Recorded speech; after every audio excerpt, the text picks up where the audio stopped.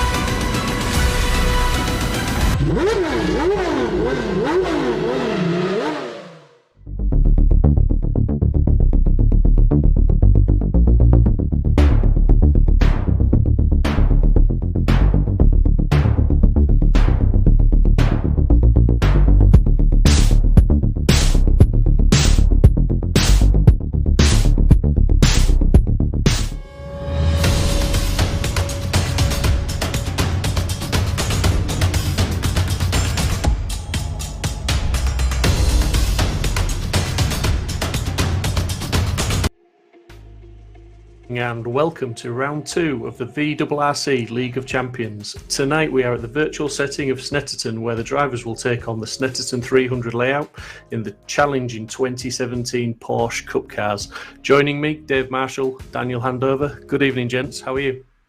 How are we doing, Steve? You all right? Good evening. Very well, very well. So, Dave, taking another step away from the steering wheel this week and joining us in the commentary box, going to bring us lots of technical info. Fantastic racing last week, wasn't it, Dave? Some great stuff from qualifying, race 1, race 2, with Jack McIntyre coming out on top. Yeah, I mean, Jack really set the pace, didn't he, and set the bar really quite high.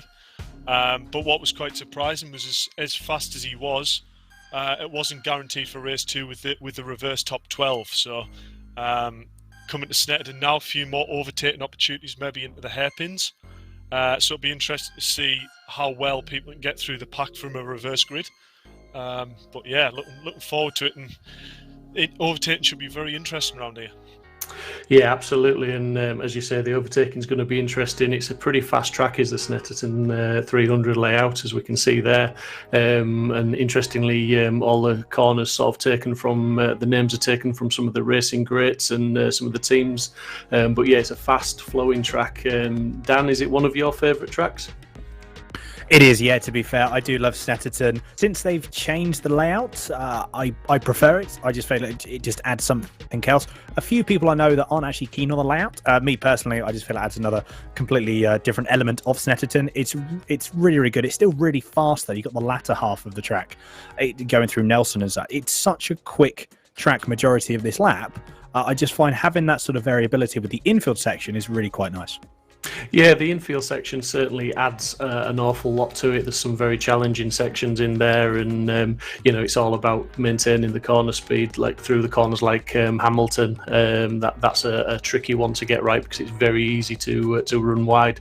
And then obviously when you head out onto the Bentley straight, that's another overtaking opportunity through Brundle, getting the line right into Nelson, and then coming back out through the bomb hole. So it's a challenging track, and it's a track I think that's it's very easy to get carried away on and run slightly wide. And as we were talking about earlier, Dave, if you do run wide in a couple of the corners, there's some nasty bumps to catch you out. Yeah, especially the coming through the bomb hole section. There's a huge bump on the exit of the grass. So anyone trying to go 2x2 into there is brave to start with, but anyone running wide on that grass, it'd be a true car ender, to be fair. So people want to miss that. Absolutely, mate. Yeah, and I think we've got 23 cars lining up tonight to take on the Snetterton 300. We'll be going into a short sort of 15-minute qualifying session very shortly, which will follow on with a 20-minute race. And then the second race is reverse top 12. So that will be an interesting one as ever. But again, just going back to last week, Jack McIntyre was absolutely ballistic in qualifying, wasn't he? And he won both races as well. So he came from that reverse top 12 to take race 2 as well. So that was an absolutely outstanding performance from him. Do we think, Dave, that we're going to see that again tonight? I definitely think Jack will be the pace setter. I've seen him practice that. Jordan Brennan has been yet again pushing Jack for lap time. Don't forget, we've obviously got ballast going into this round. Ballast is done on round per round basis rather than race per race, just the way the program and the software works. And it basically means Jack's out front now on 36 kilogram, and increment in 3 kilogram going back for the remaining 12 spots with ballast. What we're seeing is Max Bird is really bringing his 8 game to Snetterton. Obviously helping that he's driven the track quite a lot with it being, on the calendar for the minis. And it's a track that he's always gone well on in real life, and sure enough, he's come to the track on the sim, and he's lapping within the top 5 straight away. So Max is surely going to be one to watch this round. Yeah, hopefully so. I saw the results from last week, and there was a few penalties, post-race penalties applied, and a few drivers suffered 30-second time penalties, which dropped them down at the order a little bit. But Dan, if I can just come to you, obviously the Porsche Cup car, the 2017 Porsche Cup, is a challenging car to drive. It's can be quite twitchy. It's got a lot of power under your right foot.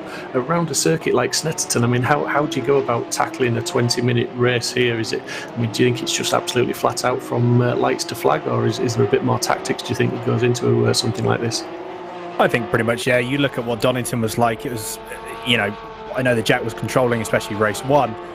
I think, yeah, it's just flat out, at least for the first 2 laps, just to try and gain some ground, and also see if you're confident with these cars. As I said, confidence is key. If you are confident with the Porsches, we see someone that's spun there, number 23 car. I'm not entirely sure that looks to be Carroll there that spun. If you are confident, you can probably make up some positions on the first couple of laps. If you know you've got that, the main thing as well is to try and keep the car planted, and actually, you don't want the back end to step out on you. There's not a lot of there's a lot of grip on the rear. However, it gets to that point as soon as you go beyond the limitations of grip with these Cup cars, the car just spins and it goes. Like there's very little in terms of saving it, which again is what we have seen and we saw at Donington. So I feel there's going to be some tactics maybe played into it, potentially sort of halfway through the race and then continuing on. But I think for the start, it's just going to be flat out, get the positions that you can, get that track position, and then, if need be, defend or see how the race goes for the individual and see if you can attack some more with positions later in the race.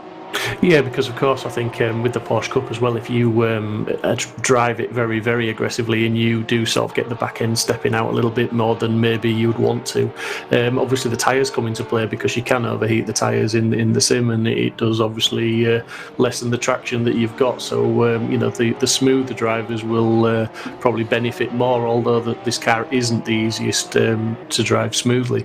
But Jack McIntyre certainly seems to be at home with it. Last week, obviously, as we said, pole position, 2 wins.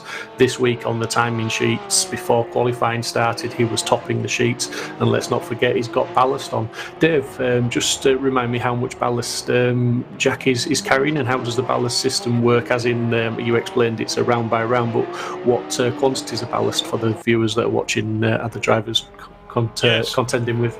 So it's a round by round, and I did quite a lot of severe testing on the start of this League of Champions, and already decided ballast is going to be worked on car by car per championship, if you like. So it's not necessarily going to be the same amount of ballast going into the next championship for a different car. It'll have to be testing again, but we're like to think 36 kilogram, which is maximum ballast, is worth between 0.4 and 0.5 of a second. So the aim there really is to sort of narrow the gap between the front runners and the midfield, but not to bury the front runners into the midfield, if you like. So it's 36 for top place, and in increments of 3 kilogram down 12 places. So 12 place will have 3 kilogram on board. Yeah, absolutely. On the point scoring side of things, it's the top 15, isn't it, that score points within the race for finishing. And just on qualifying now, we can see Jordan Brennan at the moment is in that provisional pole position with a 1:48.4, albeit it's just under 3/10 faster than Jack McIntyre. And so obviously with 9 minutes still to go, I'm sure Jack will be getting into his rhythm, and I think we're going to see a bit of a fight between these two. Anybody else standing out for you, Dan, from last week that you may be expecting to come through to the front during qualifying or indeed during the races? Well, I think the one to watch out for, we have spoken about him briefly, but Toby Trice, I think he had some mega pace, so definitely one to watch out for. I think Butler, again, we can see he is up there. He's about half a second off the pace at the moment. As we say that, we've got Burgess going over the 148.612, so only 3.5 tenths off of Jack McIntyre. I'm sort of surprised, really. This is actually a compared to from what pace that Jack had at Donington. I know we've still got just under 9 minutes left to qualify, but to be honest, I'm actually quite some practice as well. So, yeah, I think it's at the moment my bet would be hedging on McIntyre and Brennan to, at the moment, sort of pull away from the pack during race 1. Yeah, absolutely. I mean, just touching on the qualifying times, we've got the top 6 more or less a second apart. If you go back to Donington last week, I think McIntyre was on pole position by almost a second. It was just under a second he took pole. So, I mean, obviously, yeah, with the ballast, as Dave was explaining, it's bringing the field a lot closer together. Although you rightly said, Dan, qualifying is it's only halfway through, so there is time for some ballistic laps if the lads have got them in them. But at the moment, it's very close. It's good to see. It's setting us up for a really good race. Just looking at some of the names on the leaderboard there from previous rounds have been commentated a few times for VRRC, and we've got Max Bird, Butler's a fast lad, Stapleford's quick, Isaac Smith, Max Edmondson, like say Toby Trice. There's any number of names on there, and it'd be a brave man to sort of pick out a podium from those three. I mean, quite rightly, Jack McIntyre with his 148.2, 2 tenths faster than Brennan at the moment. But those three have got to be your favourites for the podium, just on past performances. But like you said, there's so many guys: Butler, Stapleford, Edmondson. I mean, just if I can throw it over to you, Dave. If you had to pick a wild card out of there, I mean, if we're going to go down the field a little bit, it's not so much a race winner, but just somebody who might surprise us and get on the podium. Is there anyone that's been standing out in practice other than, let's say, McIntyre and Brennan? I think, you said not to pick a wild card winner, but I think Robbie Stapleford could definitely be a person to watch for outright pace, and he's got the aggression to get through the grid. I learned from doing the Mini E-Series that Snetterton, especially with the hairpins, it's really common for the first driver to defend going in, so go on the inside line. And then you've got the second driver who will either dart to the left or want to keep him behind him. And what we tend to end up with in the hairpins is a train of about 4 or 5 cars all hugging the inside because they don't want to get overtaken. So there's an opportunity there for a brave person to send it all the way down the outside. And, there's an opportunity to pass 3 or 4 cars there. So if there's someone that's going to do that, I'll put my money on either Rob Butler or Robbie for doing that. But then outside of that, Robin Walters has really impressed me. New to VRRC Championships, and he's come in and his car control is really, really good. He's going to be up there for a good, consistent finish, I hope so. Yeah, I'm just seeing Rob Butler as we were talking. He's just nipped into second place, just over a tenth behind McIntyre's time. So, they are really closing up now, the top 3 within 2 tenths of each other. Top 4 just over 3 tenths apart. So it's very, very close this evening. Just again, if you were challenging, if you were taking part in this qualifying session, would you sort of go out with a view to fueling and running the 15 minutes and just staying on track, or would you just short fuel, do a couple of laps, come in, put a bit more, and go out again? How would you challenge or take on the challenge of a 15-minute qualifying at Snetterton? I think short fuel. I think any day of the week, the track's short enough. The guys are doing, sort of sub 2 minute lap times, 148s, 150s. I think, short fueling is probably the best way to go. That's how I'd normally play it. You will probably lose a 15-minute race. It may not be so bad. You may find drivers that are just sitting out there and going. It's more so the tyres. Like, what is the tyre drop off after 3 laps? Normally 3 laps is the sort of maximum that I would normally run in qualifying trim, purely just because you want to run as little fuel as possible. But not only that, is you're going to save on the tyres as well. So by running the full 15 minutes qualifying, you're going to run more fuel. You're also going to have excessive tyre because you're running more fuel. And obviously the tyres are going to drop off. So, I think any day of the week I'd always run maximum 4 laps probably, and then I'd be jumping in the pits. You want to maximise that track position. In a 20-minute race, track position is almost everything. You know, an endurance race, not so much. However, in sprint races like this, you've got to make sure that track position is your key fundamental thing and the #1 priority in qualifying. Yeah, absolutely. It's all about getting that clean air, isn't it? Like you say, track position and getting that clean lap in, so you can you've got every opportunity to hit all your markers, all your points, all your apexes, and really get that lap time down. And Jack McIntyre's not improved in the last couple of laps since he's done that 1:48.276. Just as you say that, Steve, I'm just looking at the live timer board, and he is an absolute flyer at the moment. He's nearly half a second up, so. Yeah, watch the time screen. But also Rob Butler, I've just watched him unfortunately have a little spin coming out of Nelson, and he was also 3/10 up. So these boys are definitely not finished on lap time.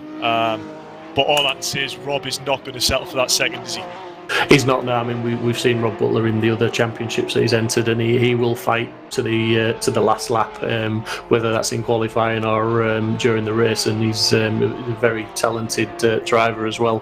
But it's good to see, you know, if you sort of say McIntyre was half a second up, but Butler was also a few tenths up as well, as McIntyre has gone faster now with a 47.9, so he's dropped into the 47s, and he's literally just a shade under half a second quicker than Butler. But it's good to hear that the times are still keeping reasonably close, although McIntyre is stretching his legs a little bit now. But it is going to be an interesting race, because I don't think these cars are the easiest to get off the line, and obviously through Riches for the first time, it's going to be trying to pick the line, stay on the right line, not run wide and onto the green stuff, which is going to offer you no traction whatsoever, and then breaking into the hairpin. As you say, there's going to be a few cars battling for that apex, and if someone's brave enough to go down the outside without running wide onto the grass, it's going to be an interesting first lap, I think. Yeah, these cars definitely aren't the easiest to get off the line, even with practicing 10 or so launches before the race. You know, that one time you let the clutch out, you know, and all go wrong and you bog the car and you've lost 3 positions. So, you know, just because someone's put it on pole or second on the grid, don't expect that means they're going to be going into turn 1 in front, you know. Until we watch these cars launch, it's anyone's game. Yeah, absolutely. We're coming into the last 1 minute 30 seconds now of qualifying, so pretty much the guys are going to be coming up to their last chance, last lap to get the times in. And at the moment, we've got McIntyre in first, Butler second, Brennan third, Max Bird fourth, Stapleford fifth. We've got Max Edmondson in 6th, we've got Walter 7th, Trice in 8th, Isaac Smith 9th, and Fairclough rounding out the top 10. And Fairclough in 10th is 1.4 seconds off. So, you know, the top 10, that's a relatively close top 10, and it is going to be an interesting start, and it's going to be about that start and bombing down for the first time into Riches and trying to hustle your way to the right line to get into the hairpin first, isn't it, Dan? Yeah, I think... if I'm honest, I'm not going to put my money on it, is, you know, I've done a few races at Snetterton, not in real life, obviously done a few races on the sim. One thing you actually want to watch out for is Riches isn't necessarily the corner you want to focus on at the start. Montreal, turn 2, that's the corner you want to be focusing on.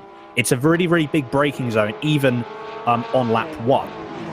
So you have to make sure that you need to set the car up for, if you need to, obviously a defensive driving position for Montreal, because turn 2, if you leave that door open, there is someone that's going to go up the inside. It's a prime overtaking opportunity. So what we're probably going to see, and again I put money on this, is we're going to see a lot of defensive driving. You're going to see every single driver pretty much go to the right hand side of Montreal. They're not going to be taken, and again this is, you know, for people as well, they're not going to be taking what would be a normal racing line, because they don't want people to try and sort of divert the inside last minute. So watch out for that. I'd like to see how that plays out, to be fair. Yeah, I think Riches, I mean, I'm going to maybe just slightly disagree in the respect, and I'll happily be proven wrong, but Riches is going to come into it, because obviously Riches is part of getting yourself set up to get into Montreal. So if you go into Riches side by side, which is a distinct possibility, obviously coming off the start line, very easily get hung out on the outside and not be able to get back across to the inside.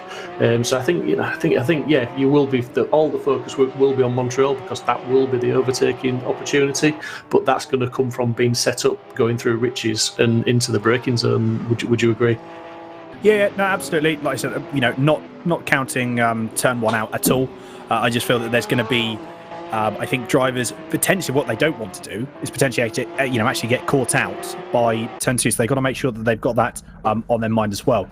as we've got Jack McIntyre. Look at that, 6/10 ahead. He has taken pole and he's absolutely smashed it. Only man in the 47s.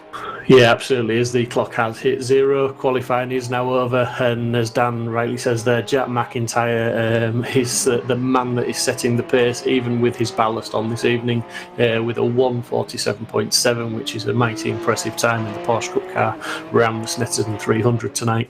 Rob Butler in second place. We've got Jordan Brennan in third, Max Bird fourth, Robbie Stapleford fifth, Max Edmondson in sixth. As you can see on your screens now, Robin Walters 7th, Toby Trice 8th, Andy Dorman 9th, Isaac Smith 10th, Will Fairclough 11th, Martin Johnson 12th, Charlie Oliver 13th, Tom O'Farrell 14th, Andy Cowell rounding out the top 15. We've got Scott Thorne in 16th, Paolo Tempera in 17th. We've got McConomy in 18th, Sutton in 19th, Lamy in 20th, Noonan 21st, and that concludes the grid tonight. So it's been a pretty tight qualifying, hasn't it, Dave? But just Jack McIntyre just showing the boys how to go on in the last few laps there. Yeah, I think Jack will be fair happy with that lap. Anything in a 47 is a fair god lap. Yet again, he did it on his last lap, fastest lap, so I think he'll know the job isn't quite done yet. There's a lot of drivers that are very, very close, and I think he's going to be a bit worried with Rob being so close to him off the start. Well, I think we have got Jack McIntyre in the interview booth, so I'm not sure, Dave, would you like to go down and just talk to Jack about that lap? Yeah, no bother. How are we doing, Jack? Hello. You did it again. Fastest lap on the last lap. Yeah, that was a bit of a crazy one. It was a bit scrappy until the last few corners, but I think because it was scrappy, I just decided to totally send it. So I was flat all the way through the bomb hole, which is probably the second time I've ever done that, and then just somehow just nailed the last corner. So that was, yeah, a bit of a lucky one, but I'll take it. That's what I've actually noticed. Tends to be the fastest laps around here are just a bit on the ragged edge and a bit sort of just get it through the section as fast as you can, really, rather than being the smoother technique we might have seen at Donington. Yeah, I kind of built up to it throughout the session, so I started a little bit slow, but then got into the groove and just started going for it a bit. I think I was suffering from trying to be a little bit careful and trying not to crash, and that's not really the way to go fast and to win. So yeah, just got my head down, went for it, and I've got to ask you the awkward question: how do you feel with Rob starting next year? I don't know why that's awkward. No, we'll see how it goes. You know Rob isn't going to settle. No, yeah, he's a hard racer. We'll just have to see how it goes. They're really tricky to get off the line, these cars, so hopefully I can get a good start and then not have a problem with it. But if not, it's just going to be a little bit of a survival game, I think. Hopefully I can get ahead and try and pull away. That's kind of the plan. So yeah, we'll see how I'm it goes. interested to see it myself, if I'm honest, because obviously we know Rob's massive motorsport background in the racing he's done in real life and on the sim, and you know he does know how to race. And I think if he's smart about it, he'll know.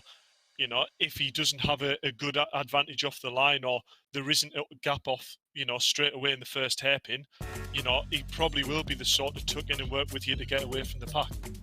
Yeah, I like to think so. I think Rob's definitely on the sim. He's calmed down. Is maybe a little bit unfair to say, but the racing that I've seen him do over the past kind of month or two has been really good. He's been really respectful on track. So I'm not too worried, to be fair. Maybe 6 months ago I might have been a little bit, but I think Rob's improved massively. So I don't think that's a bad thing to say. No, impressive time, Jack. Good luck for the race and keep your head down. Cheers, mate. Thank you. Great stuff. So that was Jack McIntyre, who's lining up on pole position on the front row, obviously, with Rob Butler in P2 alongside him. And just quickly to say hello to Michelle Dunn, who's Jordan Brennan's mum. She's cheering him on, come on, Bear. And we've got Emma Fairclough saying go Fairclough on the chat this evening. So welcome all who are watching on the chat. And just as we were sort of saying there, Dan, Jack alluded to the fact that these cars are hard to get off the line, so it's going to be a challenge and a little bit of nerves until the lights go out and they actually get the cars underway. Yeah, I think so.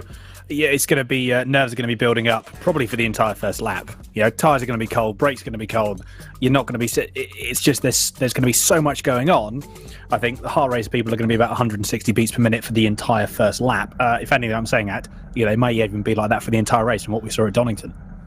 Yeah, absolutely. We just see the cars taking positions on the grid at the moment, and we're waiting for the lights to come on and get the action underway of the first of 2 races here tonight at Snetterton 300. And it's going to be action-packed, I think, from start to finish. Like you said, Dan, it's going to be a case of getting that first lap out of the way, getting some heat into everything, get everything up to the working temperatures, settle into your positions, and get your head down. And maybe, as you were saying in the interview there, Dave, we might see Jack and Rob working together to try and get away from the pack. Yeah, I think that would be the smart thing to do. Just as Light's about to get away, but look at how close they are off the grid. Hardly a nose in front for Paul, so this is anyone's game. Yeah, here we go. The lights going on now. We've got all the lights and just waiting for them to go out, and we go. And off they go, and Jack and Rob both get a reasonably good start there. Jack's looking to try and edge it out and maintain his lead through the first corner, but Rob's really taking it to him, and it's side by side, but it's looking like Jack's actually got into the front now and got a clear lead as they head into Melbourne for the first time. Looking fairly clean down the rest of the field as we're just looking there in your top left of the screen as everyone makes their way through the Melbourne. Fairly clean there, looks like not too much contact, a couple of cars running a little bit wide, but yeah, good start from the guys, and head down and away they go now. Yeah, really good. Oh, sorry, Jack. Sorry, Dan. Sorry. No, didn't mean to cut you off there.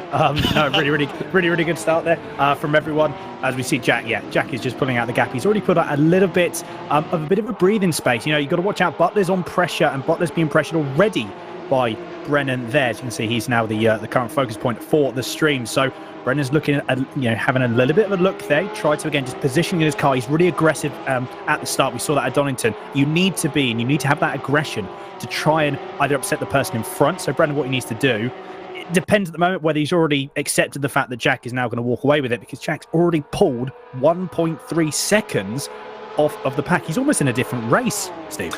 Yeah, absolutely. He's pulling away. He's got his head down, and it's looking like Rob's going to have to start defending from Brennan. And we know Brennan's pretty quick in these cars, as he got 2 second places last time out. So he's going to be pushing for that second place to consolidate and get some more points on the championship standings. We're still seeing cars going 2 by 2 at the moment, and somebody's just running wide there onto the grass, and that's always a worry because we can just see as he rejoins how rough that track is. The guys got away to a really good start there, and just putting the pressure on each other. But McIntyre is now already 1.7 seconds up the road, so that is a fantastic start from Jack, isn't it, Dave? Yeah, it's what Jack wanted, isn't it? Rob hassled him quite a lot in the first corner, but Jack, I think you can tell the way Jack's car's set up. He's just got that car really quite aggressive.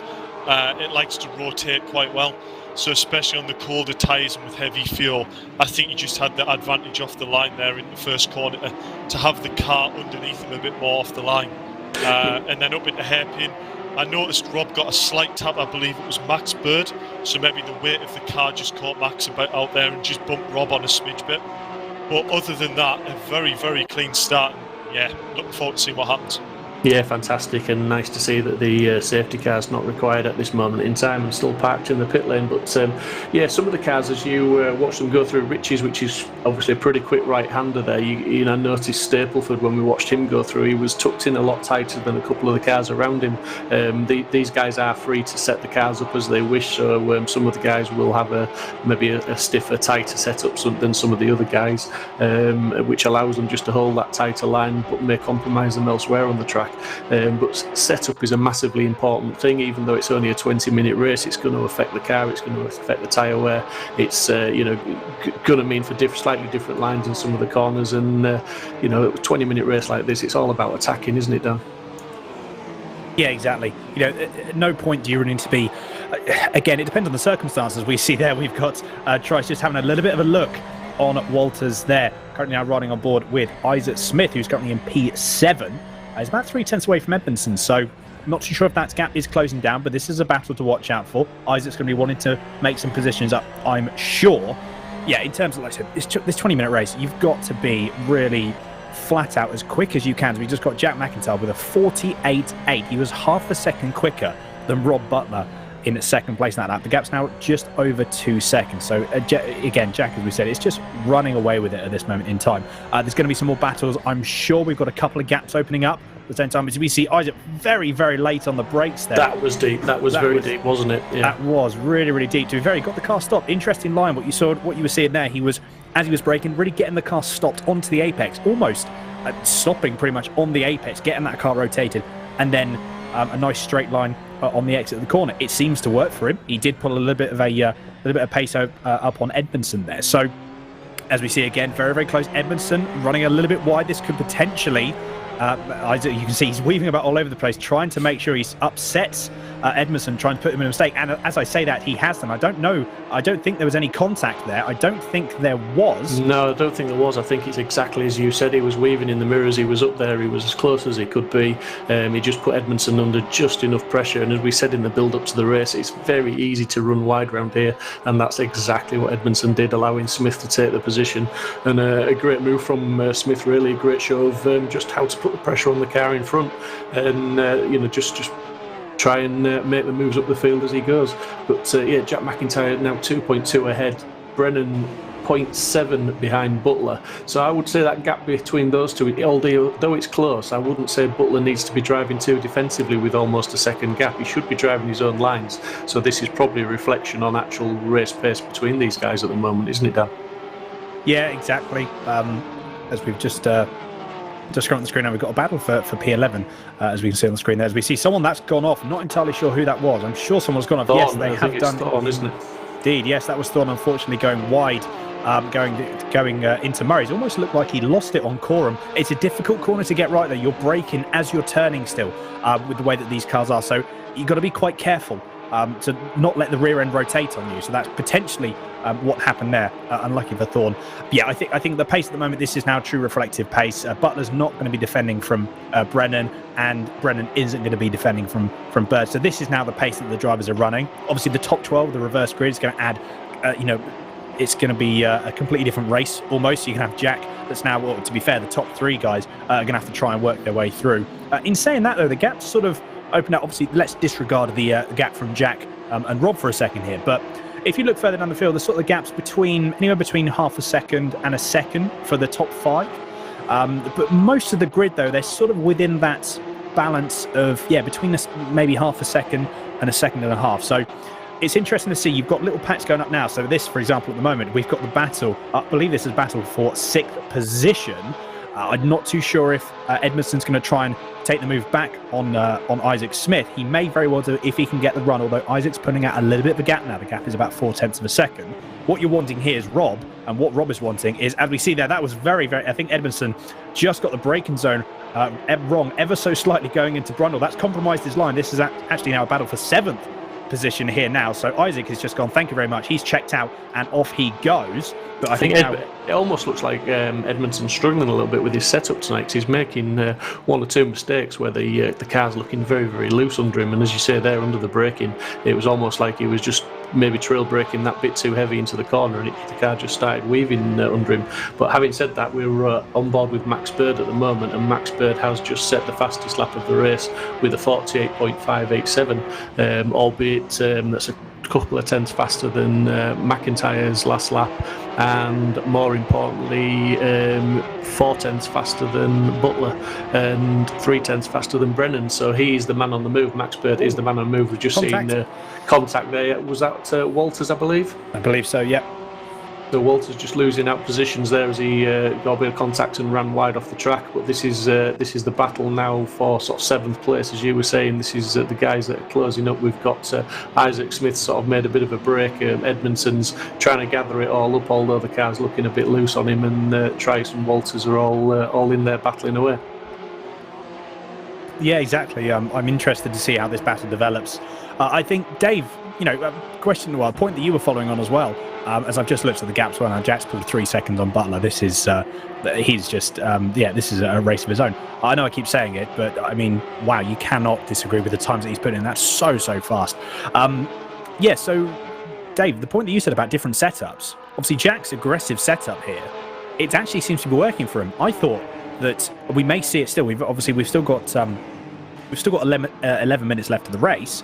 I wonder how setup is really going to play a part. Is Jack's setup potentially too aggressive while he is quick now? Is he going to really drop off that pace later on? Is he going to be able to manage it? I think, to be fair, from what we saw at Donny, he's very good at managing the setup that he runs with the tyres. But, you know, obviously, as we see, so Max Bird's putting now in the fastest lap of the race with a 1:48.5, or one of the fastest laps of the race, I should say. Is it something that we may see different setups now playing a part differently within the last sort of like maybe 4 or 5 laps? I think it's fair to say the setups and the tyres on these cars, they go hand in hand a bit, really. An aggressive setup will wear the tyres a little bit harder, but I don't think the race is really long enough for the tyres to go properly off. As we just see Robin there get a great move up the inside of Toby. Toby just lost it a little bit there into turn 1. And as I suspected, Robin is really, you know, holding his own in the top 10 here. Toby's struggling slightly more for pace than maybe he was at Donington, but he said himself after his real life experience he's struggling with this version of Snetterton a bit more than he was at Donington. So it'd be interesting to see this develop a bit more. But regarding, you touched on it before about the hairpins, you see a lot of people running very deep into the hairpin and then what we call V in the corner off. So it's where you almost stop the car to a stop, get the car turned and then point the car as straight as possible on exit. So that's really maximising traction on exit. Oh, as we see Robin span there, into the wall he goes. That's a big shame that for Robin.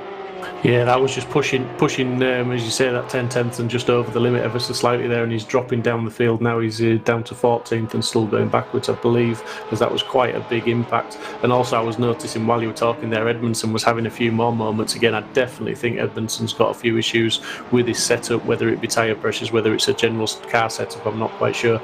But he's doing well to stay in that 7th place at the minute ahead of Trice. But he's really struggling, as we've seen him there. He's just gone wide over the curbs again. So he's really got his hands full this evening as Max Edmondson, but we've seen him in other championships and he quite likes exciting racing, and he's a very, very good driver, so it's probably nothing he's not used to, is it, Dave? Yeah, Max definitely drives on the wild side, doesn't he? He does. He likes to use the curb, and, you know, he's paid his race entry, he likes to use every inch of that bit of track, so yeah, you know, Max is on probably one of the more budget setups out of all the drivers on the grid, so maybe he's lacking a little bit of steering feel through his rig. It's not to say, you know, you can't still do blister lap times on cheaper gear, but it is an advantage for consistency, especially with the higher end gear. So Max is doing very, very well here to hang on to 7th place. He is indeed, and he's not just hanging on to 7th place, he's hanging on to Isaac Smith in 6th place, really, because Isaac made that move on him a couple of laps ago. But Max Edmondson, despite his hairy moments through some of the corners, he's still hanging on in there, albeit sort of he's around 3/4 of a second back now, and he's lost a little bit of ground in the last few corners, but he's still there and he's still hanging on, and he's still ready to take advantage of any opportunity that may arise. The other thing I want to touch on is Max Bird obviously has got the pace, but he seems to his last lap wasn't the quickest, but I think it was more that Jordan Brennan's lap wasn't the fastest, because they were both sort of 49.2s. So it's sort of telling me that Max Bird is maybe just getting stuck a little bit behind Brennan now and needs to try and make a move. Race 2 is going to be very interesting, if I can talk about that already before this one's finished. But I think Jordan Brennan, Max Bird, obviously they'll be starting in front of Jack McIntyre if things finish as they are at the moment. And I think Max Bird might be a challenge for Jack McIntyre to get past if he manages to work his way through the grid. Yeah, exactly. We've just seen, just on the screen now, we've got Isaac Smith. He ran wide going into Brundle and Nelson. So that complex has proved a little bit difficult for a few drivers now. You're going so fast into Brundle, trying to get the car stopped again. It's similar to Coram.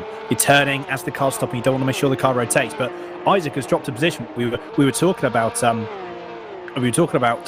obviously, you know, Edmondson sort of holding his own at the moment. One mistake, and we have seen this, we saw this at Donington, one mistake and you can actually lose quite a few positions. Isaac has luckily only lost 2. So Toby Trice has now moved up into P7. Obviously, Isaac Smith is currently the focus on the screen now. He is still there, though. We've got Toby Trice is now going to try and make a move around the outside. He had a look going onto the exit of Montreal again, just placing his car, trying to upset the balance. Oh, no, as I say Contact between them.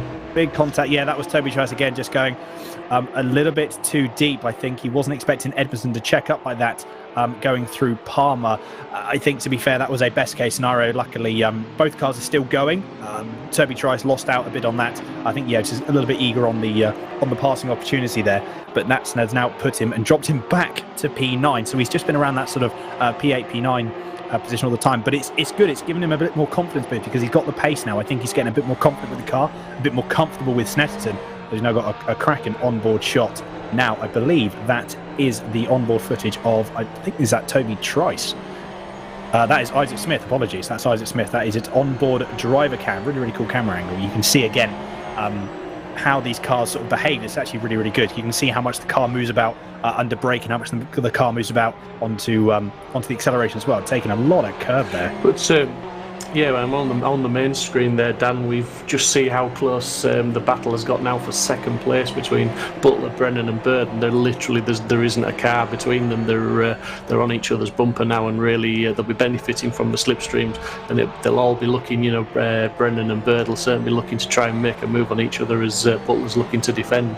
And really, they're sort of lapping in the 49s, which isn't the quickest lap times. But I'm guessing that's really Butler's probably coming down to the point where he's maybe starting to think about defending, and he's compromising as we see him just run a little bit deep into that hairpin, missed the apex altogether, but there was nothing that Brennan could do about that time, and he just has to tuck back in behind Butler and just keep applying the pressure that he's doing. And it's almost like Bird in fourth place at the moment. He's just sort of that little bit further back, but he's got a watching brief, and as we were just saying there earlier, he's just waiting for any potential mistake or opportunity, as we've seen Brennan just running a little bit wide there, but not far wide, but just not quite making the apex there, Dave. Yeah, so that's actually what I was touching on earlier. You see Brennan's approach is, he's got an aggressive car set up there, and he runs, as we see, he's trying to go around the outside. I don't think that's going to quite work around that corner. So he runs slightly deep into the hairpin so you can get the cut back and get the traction. That works on a car that's got an aggressive setup, but on a car that relies being more stable, a little bit softer, and it allows you to lean on the car a bit more, it's faster to take the smoother line around the hairpin. So that's why we're seeing this sort of different approach to the same corner, but both are about the same sort of lap time. Yeah, and it's looking like Brennan's really getting keen to get past Butler now. He's sort of really pushing into the braking zones and getting right up behind Butler as close as he pretty much dare, as we've seen him sort of potentially carrying a little bit, what appears to be a little bit more corner speed as well than Butler, but also Max Bird behind. He's having a very sort of sensible drive, albeit he's pushing every bit as hard as the guys in front, but he's not pushing too hard, he's not making mistakes. He's just sort of more or less sitting there and watching as we're waiting for things to happen. But Brennan is definitely hounding Butler now, and he's just sort of making himself visible in Butler's mirrors and letting him know he's there, although Brennan's just maybe run a bit wide there, but he's managed to cut it back and stay on the right line as they now head into Montreal. Yeah, it's impressive to watch Jordan, isn't it? He just moves that car around so much, little drifts on the brake and drifting into corners. It's an impressive drive to watch, and he definitely makes it interesting. Yeah, it's fantastic, and it's great to see. You can watch a driver hot lap all day long, but then once somebody's right on their bumper and fill in your mirrors, it's a different kettle of fish. It's a different level of concentration. As again, we've just seen Butler's just pushing hard into those braking zones. He's not wanting to give anyone the opportunity to steal the march on him into the braking zone. It's just maybe compromising him a little bit, and that's why we're seeing this ever so slightly slower lap times of the sort of 49.5 second laps compared to McIntyre's 48.2s at this moment in time. Wouldn't you agree, Dan? Yeah, exactly. I think Butler at this point has just got to position his car correctly. It's going to slow them up. He obviously knows that Jack is, providing no mistakes. Again, he's trying to get out of that toe as well. Trying to get out and not let Brennan have the draft. I don't think it makes that much of a difference, if I'm honest, the draft going down the back straight. But again, you just see Brennan there just sort of dancing the car about, as you said, Jack, just backing the car in. The Porsche Cup cars, they tend to respond quite well because it can be sometimes difficult to get the front end in because you haven't got a lot of weight over the front axle. Actually using the car and steering the car with the rear, you may see him going and doing it through Murray's as well. You'll see him sort of back it in, and the car will just rotate ever so slightly, and it just gives that front end a little bit more directional change, and it brings the car around. It's almost like a pendulum effect using the rear of the car. But again, it's really, really close. Max Bird seems to have dropped off a little bit now from the top two, and as I say that, Jordan's dropped off a little bit from Butler, so he's probably, Jordan's only got 2 more laps. So if he can hang on to this, and we've just seen Brennan again going slightly wide, that seems to be the line he takes. He doesn't lose much time, if any. So that just seems to be the line that works for him. As you can see, they're all really diving really, really deep and getting it stops on that apex. Again, what Jack was saying, they want to V at that corner off at turn 2. And again, just the way that the car responds well and how the setup seems to be working for these guys at the moment. But it also, just looking at it, I think Max Bird is again just dropping off the pace a little bit. You know, he's about 9/10 away now. I think a sensible race from him, definitely. At this stage, potentially what you want to do is just let the guys battle ahead. If a battle is there to be had, then obviously let them crack on. He hasn't got much to worry about. Stapleford's about just over 2 seconds behind, so he hasn't really got to worry about that. But I think, yeah, he's just seeing if something happens between Butler and Brennan. As we can see again, Brennan's getting a little bit close to Butler now. So is it going to be a move on the last lap? I really don't know. It could very well be. It'd be interesting to see how this last lap pans out for everyone. Yeah, it could be a move on the last lap, but I mean, having said that, I think obviously Brennan's been trying very hard for the last few laps. So I think he's certainly applying everything he knows and all the skill and talent that he's got. He's trying to force a move and he's trying to make Butler make a mistake. But we all know Rob Butler is a good driver himself. He's equal to Brennan, I believe, and he's defending very well. And he is putting that car where he needs to, as we're just seeing him now. They've come out of the bomb hole now, and they're just really holding together. As we've just seen Jack McIntyre now. He's going to go over the line. He's going to be before the clock hits 0. Because the race is 20 minutes plus 1 lap, so potentially we're going to have another lap at the end of this one. So on the final lap now, this is the final lap, this is the +1, so this is it for Brennan if he's going to try and get past Butler. But saying that, Max Bird is right back on the tail end of Brennan as well, so this is a 3-way scrap for second place now, and it's going to be very interesting now as they just head into Montreal again, into the braking zone, all very, very tight, and Bird taking a very wide line there, maybe getting a bit more of a drive out of the corner on the 2 guys in front of him, and just really, really tight up together through Parma, heading down the road towards Agostini, and no one running wide, no one making a mistake, everyone applying pressure and just sticking to the lines. It's absolutely fantastic driving from these guys at the moment. I mean, the pressure that Butler's soaking up at the moment, Dave, it's impressive. It is very impressive what Rob's doing at the moment. He's using a very sneaky trick. He's slowed it down a little bit harder on the apex than maybe he necessarily needs to get around the corner, as it's just happened there. Slowed Jordan down even further, meaning it's putting the pressure on Jordan. Whoa! He's just compromised his exit there, which has given Bird the perfect opportunity, and he's gone alongside. In fact, he's got in front. He might. It's not just quite far enough in front to close the door, is he? I don't think. Yes, he is. Yeah, yes, he is. He's got the move done. Max will always get that job done late on the brakes there. But as I was saying there, that's exactly what I was on about. Slowing Jordan down, and then Max is there ready to pounce. So fantastic drive by Rob there, but even more so, it's a harder job for Jordan to try and defend that and pass at the same time. And Jack McIntyre now coming along to take the checkered flag. Fantastic drive from Jack. Pole position, checkered flag, first place in race 1. Fantastic drive for McIntyre, as we've seen. Butler's going to bring it home in second. Max Bird stole that last minute third place there from Jordan Brennan. Stapleford, a very, very worthy 5th place, and it's looking like Edmondson's going to bring that loose Porsche home in 6th place now in front of Isaac Smith. He's just going to hang on as they go across the line now. I've just seen, looking down the terminals as well, we had, this is the battle I was actually just going to talk about as well, we had Laramie and Carroll. They were very, very close. At one point, they were about 2/10 going down the Bentley Straight. The gap's opened up a little bit now, but again, one more corner left. We've got just going through Coram. Again, it looks to be about even neck. As we see, though, Carroll getting a very, very good exit. This is going to be a very interesting one. Is he going to take Laramie on the inside? He's going to try and make that move. I don't think he's quite got the run, though, but it's going to be so, so close. He can't quite do it. Only about a car length in it, though. So Laramie takes P15, with Carroll taking P16. That was a cracking bit of driving at the end there. Yeah, Carroll got an absolutely he just made Murray's look like it almost wasn't there, the amount of speed that he carried through that corner compared to Laramie. Fantastic drive, as we see Noonan now bringing it home in 20th place and last of the finishers, but fantastic drive, and looking forward to race 2. That was a cracker, wasn't it, Dave? Yeah, that's what we're here for, isn't it? I mean, Jack, what a standout drive that was, and Rob Butler for holding on to that second position. Well deserved. Max Bird, that just shows his racecraft. Just sat there waiting for things to happen. Rob slowed the grid down, got Jordan backed up a bit, and Max just took his opportunity perfectly.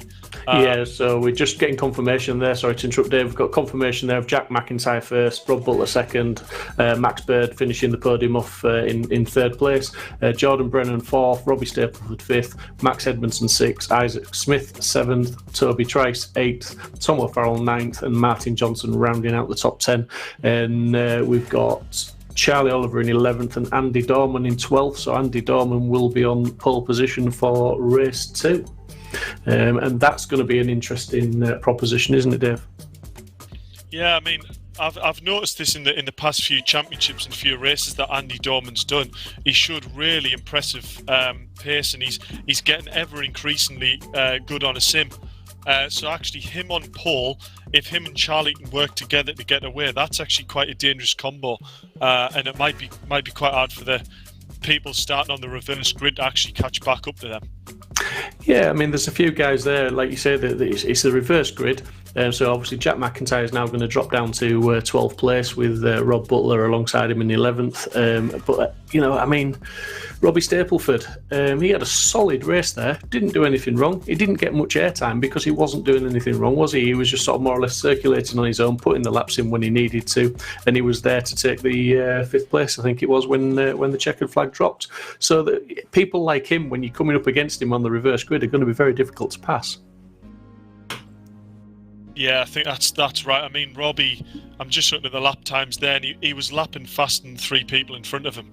So Robbie definitely had the outright pace, but as I say, you know, he might have just been playing it safe and get a good solid 5th result in, get the reverse grid, you know, and we'll see what happens. But I think, you know, looking at reverse grid, Charlie Oliver, Andy Dorman, good front row. Isaac Smith and Toby Trice in the mid-pack, they're going to be very, very hard to get past. You know, if them work together, it will be a sensible thing to do, but I think they're going to want to, you know, battle their own race. No worries. Well, I believe we have the podium boys in the interview room now, so shall we drop down there, guys, and just have a chat with us? Sounds good.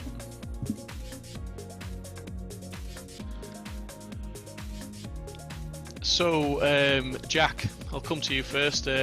Pole position, race win. Fantastic drive. You sort of set off once the lights went green. You had a little bit of a battle in the first couple of the corners, but once you seemed to sort of get away, you really did start to open up the gap. I mean, obviously that seems like the race went to plan. Is that the case?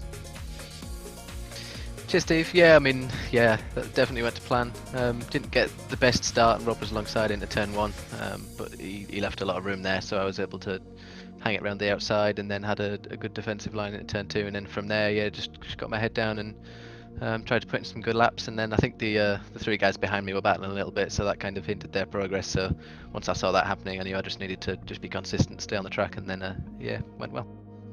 Yeah, we saw sort of halfway through the race there was a little bit of a tussle for fastest laps.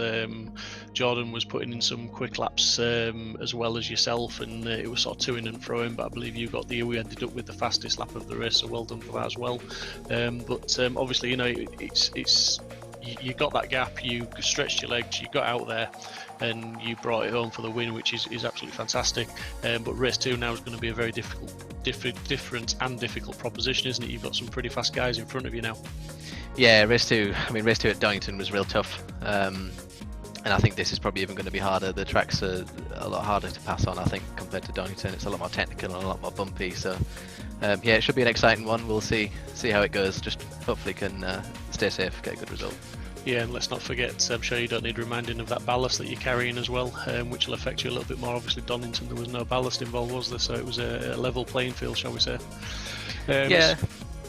Yeah, so sorry, mate. Yeah, we're just up against the clock. So just all to say with yourself, Jack, is really well done. Good luck for race 2, and we'll go over to Rob Butler now. Rob, good evening, mate. Rob, can you hear me, mate? I think Rob's mic's on mute at the moment. Max, are you there?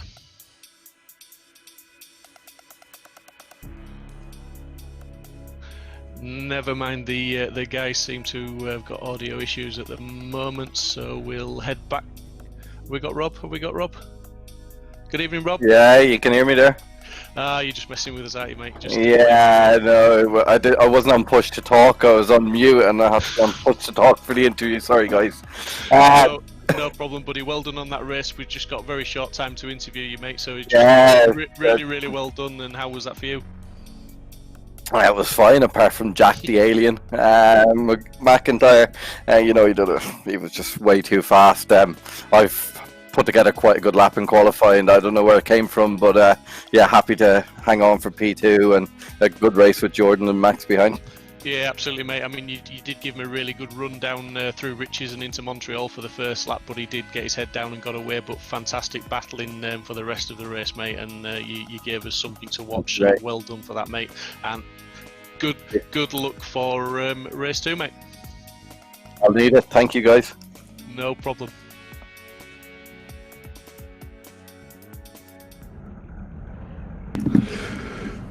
There we go. Are we looking forward to race 2, gents? Indeed, we are, mate. Yeah, just the lights are going to come on very shortly now, and yeah, I'm really looking forward to this one. As we were saying to Jack there, with the ballast, the reverse grid, it's going to be very interesting as the lights do indeed now come on. And we have got Andy Dorman and Paul Charlie Oliver lined up alongside him, and they get a really good start there. That looked like a fantastic start from both guys as they're going side by side now down towards Riches for the first time. Looking back at the rest of the pack, they've all got the car off the line and they're all battling away as they go, but it's looking like, is that Oliver in the lead, I think, as they're heading down now. We've just seen some cars in the bottom right go off, not quite sure who that was, maybe Fairclough and Lamy, I think, and oh yeah, looking like a bit of a mess into turn one. This could be a safety car incident, maybe, Dave. Yeah, I think that was a case of about 4 cars don't go into one corner, wasn't it? I think all the people who had the reverse grid actually managed to get the advantage there by the front runners having a spin. I didn't quite see what happened there. Maybe someone missed a braking point or something like that. But on the whole, it was quite a clean start for the rest of the grid. We'll wait and see whether that's a safety car. Yeah, absolutely. It's yeah, safety car. Looks like they're weaving a little bit now and maybe slowed off a bit. I'm not quite sure, but definitely. Like you said, that's the dangers of the reverse grid, and it's very easy to throw everything away by sort of a bit of a silly move or a bit of hustle into turn one. So yeah, we have got this confirmed that we have got the safety car deployed now, just to group everybody back up together, and we'll get things going under a rolling start once everything's cleared up and they've all regrouped. Yeah, fun and games at the first time through Montreal, Dan. Yeah, no, I think Montreal was always going to throw up some interesting bits and pieces there and interesting action. Unfortunately, it didn't work out for a few drivers. But I think, yeah, one thing. Well, a couple of the people that have already jumped the gun. So you've got Brendan that's already up into P3. You've got Max Bird back in P4. You've got Jack's currently all the way up in P5 already. So he's almost, from where he started at the race, he's almost made up half of those positions already up to P5, and he's still got 18 minutes left, plus that one lap. So what drivers need to do now is they need to make sure that they've got heat in the tyres and keep the heat in the brakes. What you don't want to do is drop off those tyres. If you drop the tyres off and you drop them out of their operating window and other people don't, you are going to get absolutely lunched come the restart. So as you can see, everyone there, as I say that, everyone's now furiously warming their tyres, so obviously you can hear me in the commentary box. They can all hear the good advice there from Dan. Let's all weave and get some heat back in those tyres. Exactly, it's something you've really got to watch out for. With some cars and some tracks, it doesn't necessarily make a difference, or some cars, I should say. However, with the Porsche Cup cars, again, you've got to make sure that you've got heat into that front tyre, because you haven't got that much weight over the front axle. Again, it's harder to drum up that. It's hard to drum up the heat in the tyres and to actually get the heat in the carcass to stay there as well. From what I've seen, and Jack, I don't know if you can sort of elaborate on this point, but I think the tyres seam or the tyre carcass doesn't necessarily retain heat that well in the Porsche Cup car. No, I mean the front right tyre doesn't retain its heat when you're pushing it on a flying lap to start with. So, this is not what you want to see as a driver with a safety car out. So, you see them weaving, but that weaving's only going to do so much. These front tyres are still going to be extremely cold. But I did say, lads, there's Robbie Stapleford in P1, sat behind the safety car. Yes, I was just going to come to that because Robbie Stapleford, I've watched him over many weeks now, and he in a couple of different leagues as well. And he's a quick lad, he's a consistent lad. He knows how to keep his nose clean. And at this moment in time, the restart is going to be under his control, so he's going to have the opportunity potentially to maybe steal a little bit of a march and get his head down. And we know from race 1 that he was putting in some good lap times, so potentially he could build himself a little bit of a cushion between the guys behind if he can get his head down, if he can put those lap times in, maybe enough of a cushion to defend from the likes of McIntyre and Bird if they do get past Smith and Brennan. Do you think, Dan? Yeah, I think potentially we're not really going to know until the restart, are we? The restart could very well drum up. I mean, it could. Worst case scenario, it could drum another safety car. So we really don't know. I think, again, it's really going to hark back to what drivers can do, but I think we are going to find out in a second as we're just about to go for the restart, and we are underway at even start from everyone. If I'm honest, no one's got the jump on anyone else, which is ideally what you want. It's probably not what Stapleford wanted. However, he's pulled out a little bit of a gap already. So, actually, I say that the top two. So you've got Smith and Stapleford. They've already pulled out a little bit of a gap, maybe about 2/10 potentially. It's not that much, but it could be enough that the drivers don't take that much of a defending line, or they don't need to take that much of a defensive line. It's all bunched up though. Is Stapleford trying to do what Brendan did at the start? Is he trying to back the entire grid up? Is he trying to back it up so that Brendan can try and make that move on Smith? So this is going to be interesting to see as well. Is the car going to, is Stapleford going to slow the pack up, or is he just going to try and, again, similar to what Jack did, just head down, check out, and off he goes? It's going to be really difficult at the moment because everyone is a bit out of position. Obviously from race 1, as we've got Smith putting some absolute mega amount of pressure on Stapleford, and then Brennan's going to try and jump in on the action as well. Yeah, absolutely. It's going to be head down and go and soak up that pressure for Stapleford. It's difficult to know, obviously, how much heat he managed to maintain in those tyres. It may be a fact that they're just tiptoeing around at the minute, and he's maybe been a little bit more cautious than Smith as he's trying to build heat back up into the tyres and brakes. But certainly he's having to soak a lot of pressure up now from Smith, who's not got Brennan very close behind. And then obviously, more importantly, there's Max Bird, Jack McIntyre and Rob Butler down to 6th place, all in very short succession at this moment in time. And they're all filing through Nelson there and into the bomb hole, very clean, very close together, and looking to apply that pressure and try and force that mistake. But indeed, Stapleford's he's managed to stay in the lead. He needs to really start and get his head down and focus on getting those lap times, and maybe, if he can, not worry too much about Smith behind him, because that will slow him down if he starts looking in the mirrors, won't it, Dave? Yeah, I think that's definitely something I'd be doing if I was Robbie. Looking at the last race's results, he'll know he's got a few tenths in the bag over lap time over Isaac. He really needs to get his head down and pull that gap. Because otherwise, just Jack is just going to seeing get past Max there. Yeah, I'm just going to say we've got McIntyre trying to get past Bird into T1, T2, but Bird defending really well, but Jack is not hanging around, but it's looking like Isaac Smith's into 2nd place up behind Stapleford, so they've all swapped around, which will have given Stapleford a little bit of breathing space there to try and maybe get his head down, as Brennan and Smith are still arguing over that 2nd place and swapping places now, as we're seeing also McIntyre, I believe, swapping places with Bird as well. That is a brave move that by Jack there, going into I believe that was Hamilton. Will Max get the cut back? Oh, that was very tight. But yeah, as we see, Isaac's just dropped off the back of Robbie here now, and Jordan's really trying to apply the pressure. So I reckon Robbie, he's done a good job here. He's got the brake.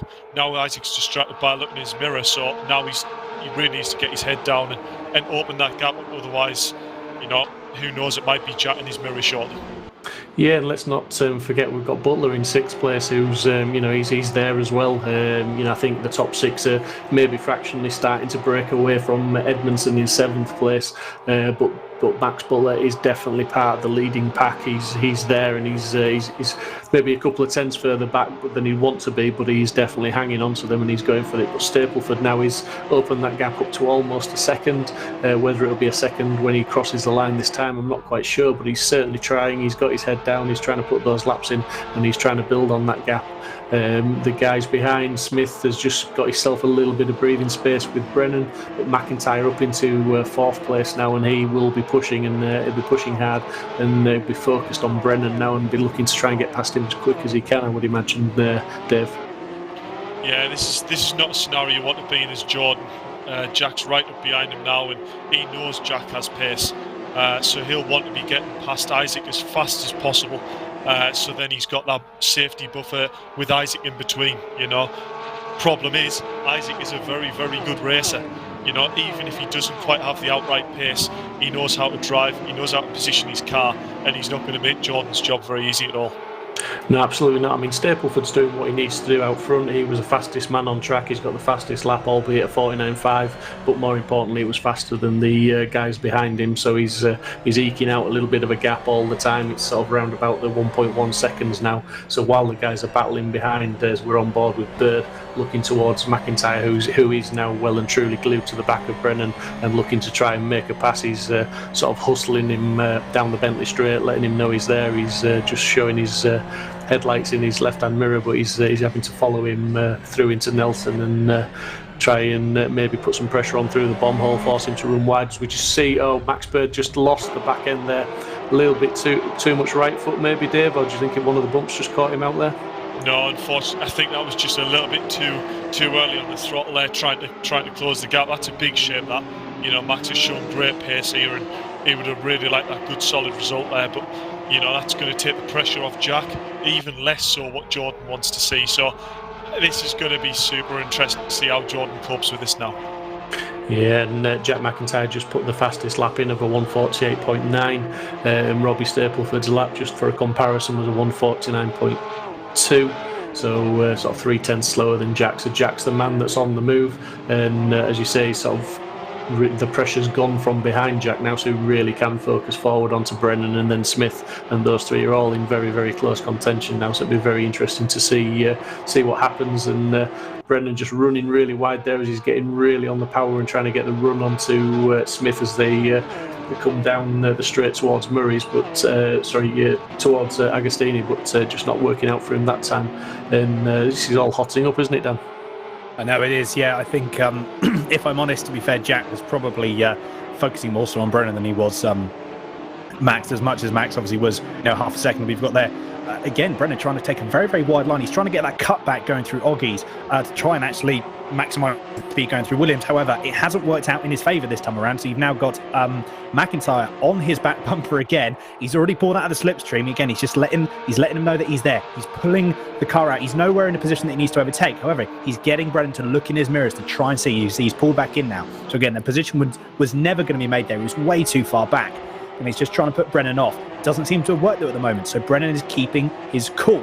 McIntyre is trying to find a way past. What you're probably going to find here, and what you will have as well with some drivers, is what they do. They don't necessarily try and make the move straight away. Jack knows that he's got some time in hand here. So he's got some time in hand. He's also seeing that Brennan and Smith are potentially going to fight as well. We've got Smith that's gone very, very wide. He had a bit of a massive sideways moment going through Murray's there. That's going to compromise him massively. He's already lost a position to Brennan, so he's been promoted up to P2. I think Jack now needs to capitalise on this and try and go through. Is he going to try and make the move into Montreal if he can get a good run? He's probably going to. As we've got Smith, is he going to take the defence line? He's not going to, surprisingly. He's still very, very close, though. It's all at the moment hotting up for Battle for P2. They've both gone wide, so this has just promoted Jack up potentially to P3. Jack just lost the back. He just lost the back end though, did Jack there, didn't he? As he was holding a very, very tight line. Tried to get the throttle in, but it was just too tight a line. There was too much resistance at the front end, and it just caused the back end to step out a bit. But again, he's there. He's diving down the inside as they head into Agostini. He's lost it on the curbs and just thrown sideways again there. So Smith is back past McIntyre, back up there, and the battle is really hotting up. And Jack McIntyre is not having it all his own way on this in race 2, is he, Dave? No, that to me just shows it. Jordan's got past Isaac there. Jordan will be head down now. He needs to get on with this, otherwise Jack will be hot on his heels. But that there was maybe a slight bit of Jack going, Jordan's got ahead. We need to get past Isaac, otherwise Jordan will be gone up the road. So he threw a move there. Isaac positioned his car very defensively, and he still went for it. And they've actually both ended up losing more time to Jordan. So, it's one of them things. It was a risk maybe Jack had to take to try and get ahead of Isaac as soon as he could. But, you know, some things just don't work out. So let's wait and see. Let's see if Jordan really hold his own and get that gap opened up. Yeah, absolutely. And Robbie Stapleford at the moment up in the lead is just doing what we know Robbie Stapleford does, and that's just put the laps in. He's a pretty consistent driver, and especially when he's not under pressure, so he's just there. He's done a 48.8 on the last lap, and Jordan Brennan's just done the fastest lap of the race with a 48.7, so literally a tenth in it. So nothing really to shout home about. The gap is still at a second. Jack McIntyre is still behind Isaac Smith, still pushing very, very hard. And as Dan alluded to earlier, he's just he's close enough where he's putting the pressure on, maybe not close enough to pass. And we've just dropped further down the field now to Oliver putting pressure on Johnson and O'Farrell. And this is a very, very tight battle for what is maybe 12th place between these three guys, Dan. Yeah, very close indeed. It's good to see that we've got some battling going down the field. One thing I would have liked to have, unfortunately, we're not able to, but I don't know. I think Smith, and this could be me, or obviously I just saw this, very sort of like last minute. Obviously, we were just seeing it live. It looked to me as if Smith just maybe sort of he probably went over to the inside. For me, it looked like he just went to the inside maybe a little bit too late. You can see Jack was already in a position where maybe he was braking, then Isaac seemed to move over and drift across, probably why there was contact there. Again, I could be wrong. But that's what it looked like to me anyway from Jack's onboard footage. But again, different camera angles promote different things, as we know it's got back on board. But no, really good to see that we've got some racing further down the field as well, which we're going to see some more of that in the last 5 minutes. Jack's dropped off the back a little bit of Isaac. I don't think he's nursing any damage, but what he could be doing is either letting Brennan catch up to Stapleford, which he has been doing as well. So Brennan, as I say that, he has actually got past. Yeah. I'm not entirely sure what happened there, whether Isaac went wide going through the bomb hole there, but there's contact. That's very, very close to Jack. Going to save it. Well held by Jack. That was one of the saves. That was a fantastic save. Absolutely awesome. That was really good. Jack's probably not too happy about that. And again, it looked like Isaac just went a little bit too wide, and Jack furiously flashing his lights, putting this car every which way it needs to be to try and unsettle the back of that Porsche. But yeah, interesting move there again. So at the moment, Jack can't quite get past Isaac, and this is just promoting Stapleford and Brennan to go on the inside again. We've got Isaac going very, very defensive. He knows now that Jack is close enough to him that he's going to make that move whenever the opportunity comes up. So he's got to make sure that he takes that defensive line, but that's going to slow him down. And Butler, now currently in P5, he's going to be catching up to the back of these guys. Yeah, absolutely. But Stapleford Brennan is turning out for a battle for the lead now, as Brennan has put the fastest lap of the race in and closed that gap right down to Stapleford now, and he's really sort of starting to apply the same sort of pressure that McIntyre's applying to Smith as well. So we've got a battle for first and second, and a battle for third and fourth at the moment. Like you say, Rob Butler's closing in on this battle as well for third place. Isaac Smith, Jack McIntyre and Rob Butler seem to join them, as looks like Jack's trying to go around the outside, and I'm not sure there's contact again, and that's Isaac Smith spun. That's really unfortunate to see. That was a fantastic battle, and looked like it could go a little bit further, but Isaac Smith just lost it after a little bit of contact there. Yeah, he just went a bit. I think he just went a bit too wide, drifted off into the side. I think Jack was on the outside. At the end of the day, he was a car that was in the correct position. So yes, unfortunately, the bit of contact, and Isaac lost out on that. But Jack has now been promoted to third.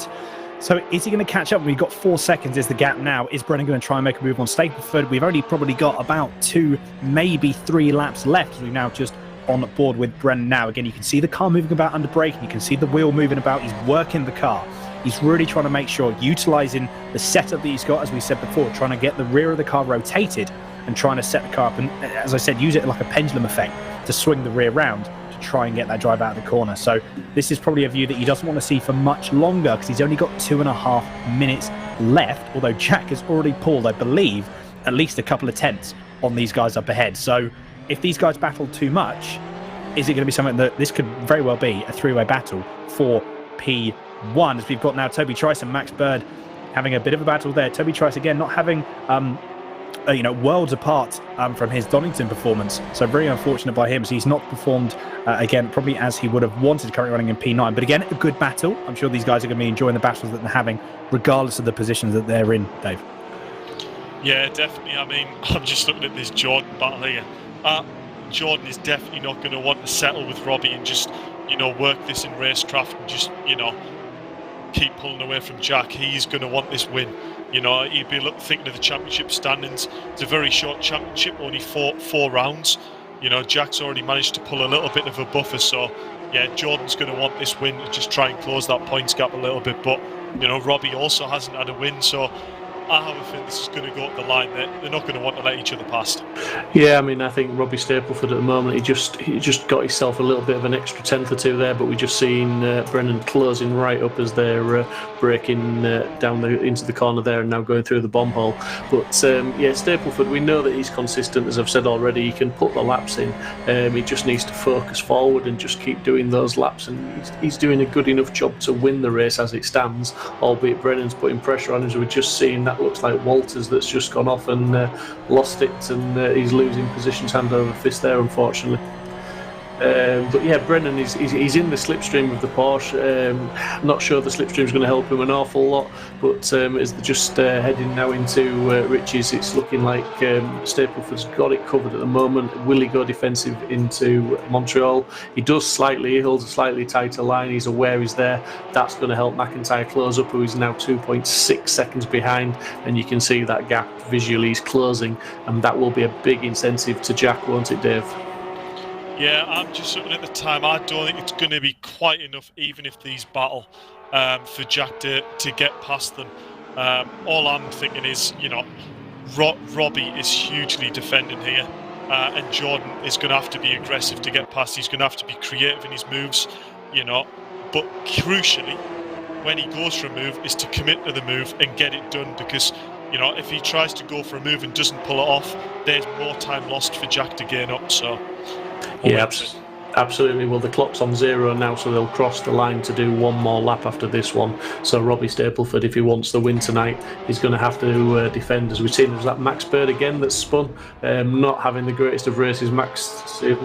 So yes, sounds like just from the information we're getting, he crashed into the back of Isaac Smith. So that's two of the top runners just not having the greatest of races.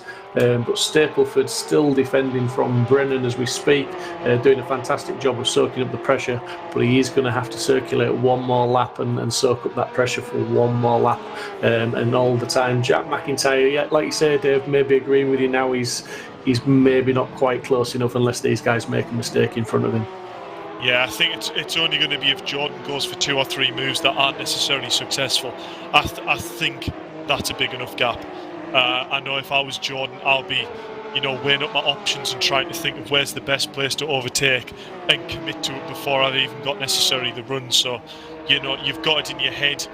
Is he going to make a move here? Not so. Like, for instance, in this corner here, he's going to be thinking, right, stay nice and close, get a good run out the left-hander, and the next hairpin could be a brilliant opportunity to just send it up the inside. Yeah, Jack McIntyre in third position will just be thinking, I wish there was another 5 minutes to this race, because I think that would just about do him, wouldn't it, David? He'd probably close that gap up in the next 5. But Stapleford is doing a really, really good job, it has to be said. If he does bring this home for the win, he just runs a bit wide there, he runs wide and lets Brennan almost get alongside, but I think he's got that position covered and he's got it back. That was an opportunity that was gifted towards Brennan, but it just wasn't quite enough of an opportunity, was it, Dan? No, he managed to get the. So I think we had Brendan still managed to get the drive out of the corner, which is really, really good. Although it's still so close, as we see Brennan nearly going ever so slightly wide, nearly losing the back end. As I said, that he lost the back end a little bit going through Williams. That's unfortunately, I think, race over. That's the race win that's gone out the window for him at the moment. He's half a second back with only about 4 or 5 corners left. So you've got the latter half of the lap. All Stapleford needs to do is just sit there and not make any mistakes. Look at Jack, though. He's only a second away. Another lap or another 2 laps, and this would have been a very, very different race. But Stapleford, he's got 2 corners left now. He's got Coram and Murray's. Can he make sure, and can he keep that car centered in the position? 1 more corner's left. He's got through Coram with no issues at all. I think he's going to get through Murray's again. Nice, straight and true. Put his car where it needed to be. And that is it. Fair play to Stapleford. He takes the win for round 2. What a cracking race. Yeah, fantastic drive from Stapleford. Deserves that win completely. Totally soaked up the pressure from Brennan. Great drive from Brennan. You could see on that last lap or 2 how much Brennan was really sort of wringing the neck of that Porsche to get every ounce of power and get on the throttle as early as he could. But he brought that home in second. McIntyre third. Butler brings it home in 4th, Edmondson 5th, so 2 solid finishes really for Edmondson tonight. Toby Trice in 6th, Paolo Tempera in 7th, Isaac Smith bringing it home in 8th with Max Bird in 9th. Those 2 guys involved in a bit of an incident towards the end of that race. Carroll in 10th, Walters in 11th, O'Farrell 12th, Oliver at the moment rounding out the top 13. Looking like Economy is going to bring it home in 14th once he brings it around to the line. So yeah, great race that one, wasn't it, Dave? Yeah, I mean, I'm new to this commentating thing. Do I get anything for calling Robbie in the at the start? I don't know whether I do. Yeah, what a tea and biscuit? Yeah, you get some Kit Kats, mate. They go great with a cup of tea. That'll do. to anyone who's clueless, we were having a good conversation about the best biscuit out of choice and the Kit Kat chip we get out of top. But anyway, yeah, what a fantastic race that was. Robbie held his own.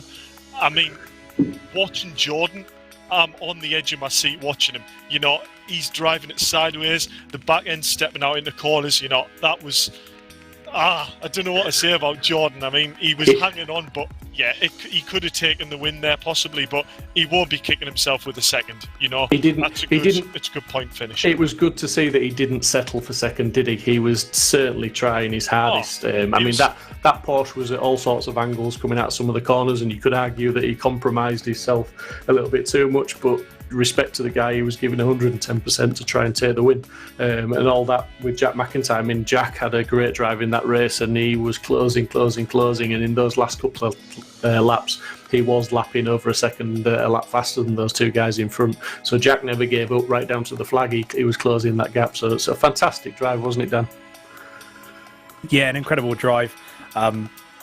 I said from the top 3, that was really, really good. We got a lot of comments coming through on YouTube as well saying that was a great race. So no, it was really, really good. I'm glad everyone enjoyed it. And the main thing, you know, obviously we enjoy it as commentators. It was amazing to commentate on, but the people that are watching as well on the broadcast, again, as long as they enjoy it, then that's another massive positive for us. But a cracking drive. That was really, really good. Yeah, I think Brennan, in some scenarios, he was probably overdriving the car ever so. I mean, you know, we're talking. This is really being nitpicky. I'm not saying that I could do any better, but yeah, I think maybe in some scenarios he may have overdriven the car ever so slightly, which compromised. It's very easy though to get into that situation, to get into that mindset that you want to catch up with the guy in front, and you will do absolutely anything to make sure that becomes a reality. So, you know, getting to that point where, yeah, a little bit too much oversteer, a little bit too much throttle application too soon, and it could have put him in a little bit. I don't think it would have made a difference, though. You know, Stapleford just put his car where it needed to be, and yeah, I think no, kudos to Stapleford there. That was a cracking drive from him to take the win. Yeah, absolutely. I mean, like I've said many times, I've seen Stapleford racing quite a few races, quite a few leagues, quite a few championships, and he's very consistent. He seems to be a very level-headed driver, and he did deserve that win tonight because he soaked up the pressure. He wasn't maybe as quick as Brennan, and he certainly wasn't as quick as McIntyre, who finished in 3rd, but he just put his car where it needed to be, which is all he needed to do. He didn't seem to focus too much on what was going on in his mirror. He was looking ahead at all times, and it was only really the last couple of laps where we really started to see his lines change and him take a lot more of a defensive sort of attitude towards his driving, which is always the quickest way to go, isn't it? You know, you need to keep racing and racing on the fastest line possible, Dave. Yeah, I think it's very easy when you're out leading and you get someone come up behind you to go too defensive and lose chunks of time. So I think, you know, Robbie's got a good karting background. He'll know that. You know, I think he did a very good job to drive as much his normal line as possible. You know, when you're driving your normal line and driving fast, it makes it very hard for the person to get past because you're not losing your apex speed. But, you know, fair play to Jordan, watching the car go sideways. He maybe didn't get the win, but that's what I like to see. You know, properly just grabbing the ball, grabbing the car and going for it. Yeah, well, I think, being as you called the winner there, Dave, I think we potentially need to go down to the interview room, but I'll let you lead the interviews if you like, Dave. Yeah, no bother. Great stuff.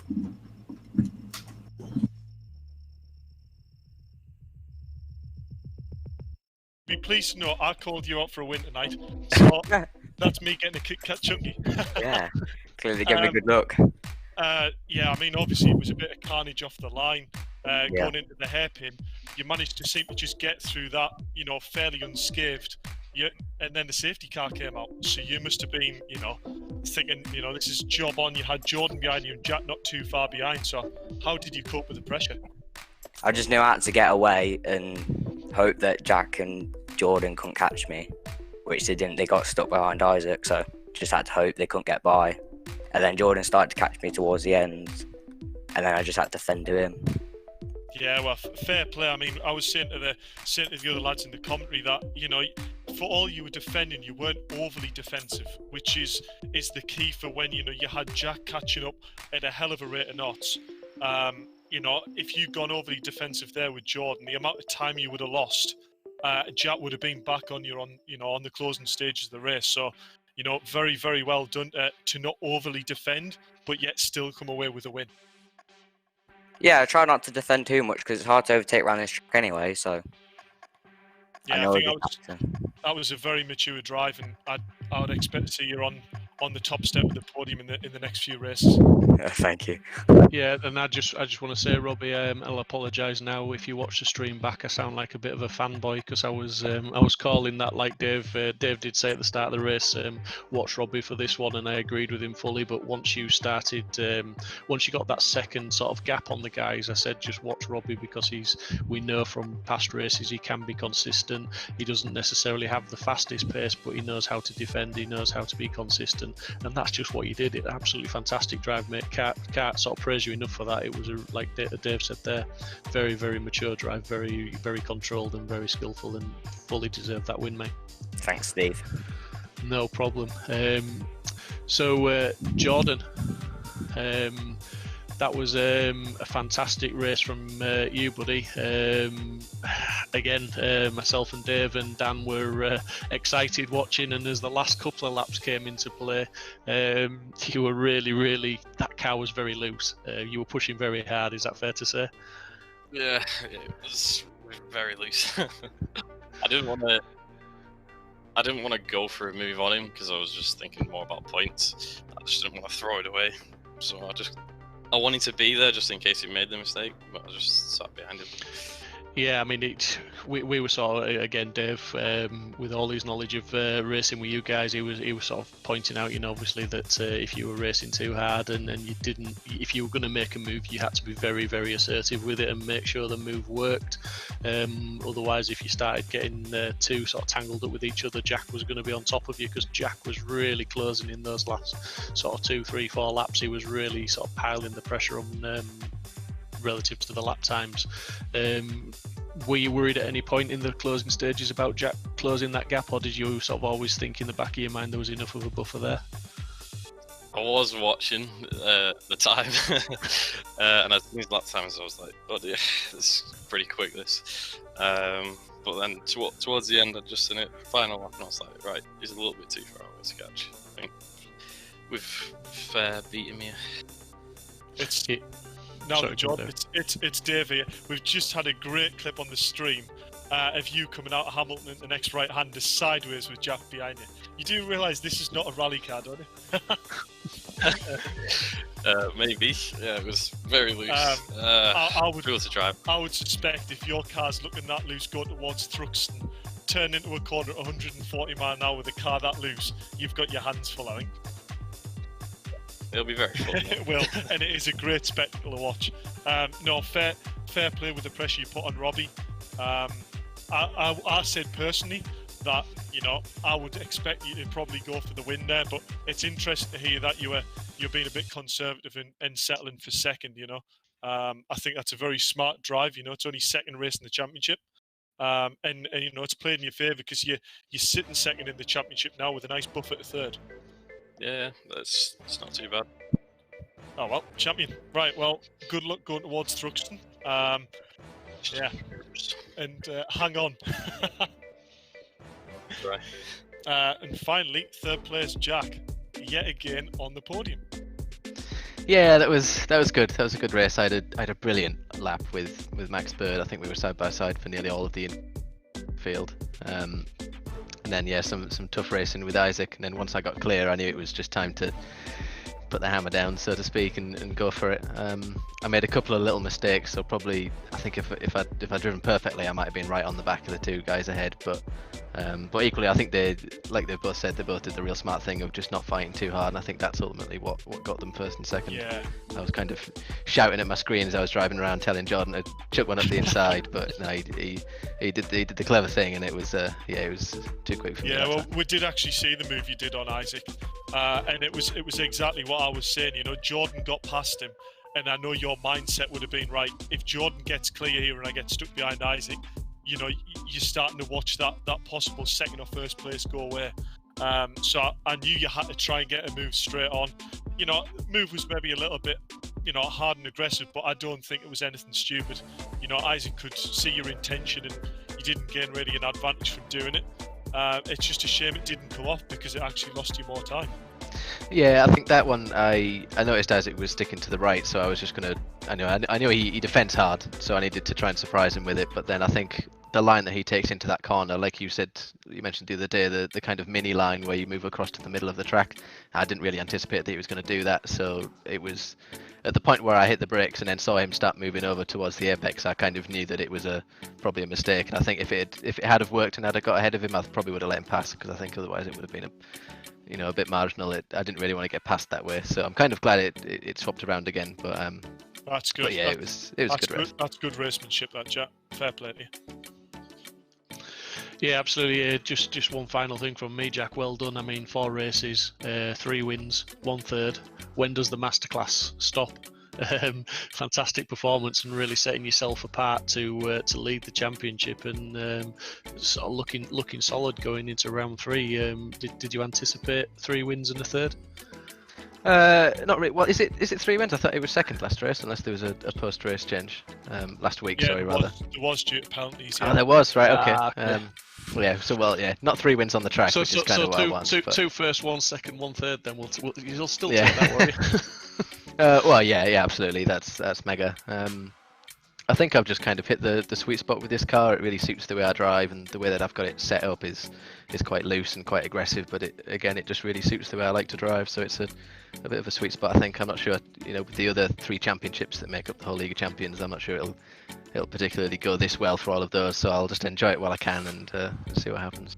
Yeah, all fantastically, and well done. I'm not sure if obviously Dan sat there quiet. Have you got anything to add to the boys, Dan? Well, no, again, yeah, I was just going to say, really well done to everyone. Yeah, it's been some cracking racing again.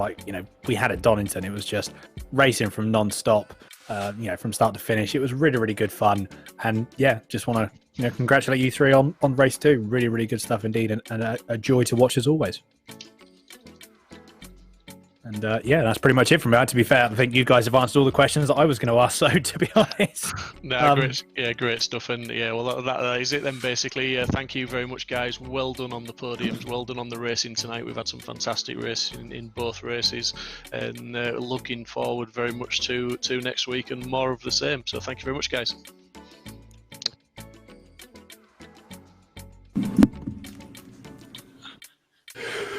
Right, boys, that was some awesome racing this week. Some very clean racing. We saw a couple of incidents. We saw the safety car in race 2, which always adds a little bit of a spice to the event. Just very quickly before we wrap up, Dan, thoughts on that one?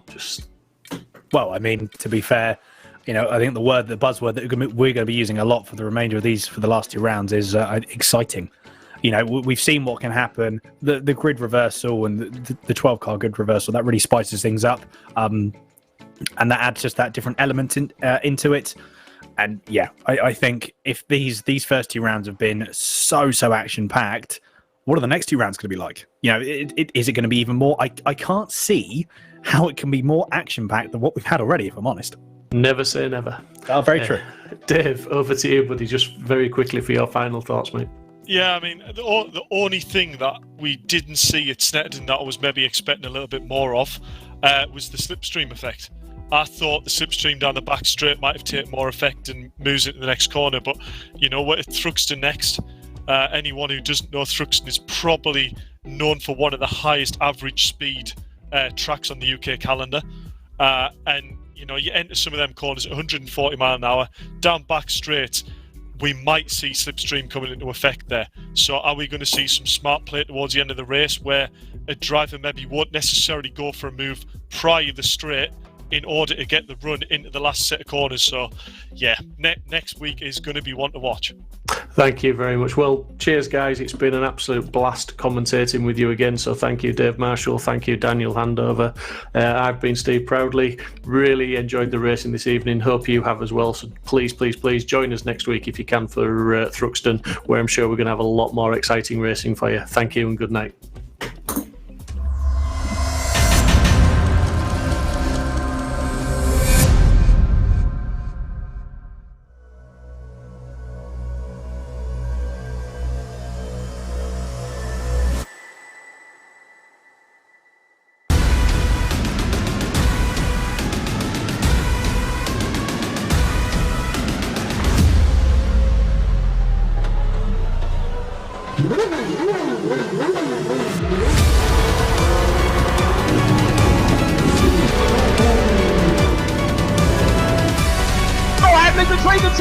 The inside of coats. Parker gets too heavily involved. And that's Whitehead and Coates.